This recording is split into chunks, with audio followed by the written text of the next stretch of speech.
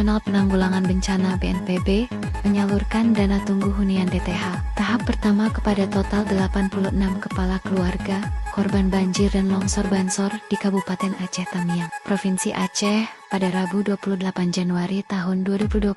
Para penerima manfaat ini diantaranya 45 kepala keluarga KK dari wilayah Kecamatan Kejuruan Muda, 26 KK dari Kecamatan Bendahara, dan 15 KK dari Kecamatan Banda Mulia. DTH yang diterima oleh masyarakat terdampak tersebut diperuntukkan selama 3 bulan, Januari hingga Maret nanti.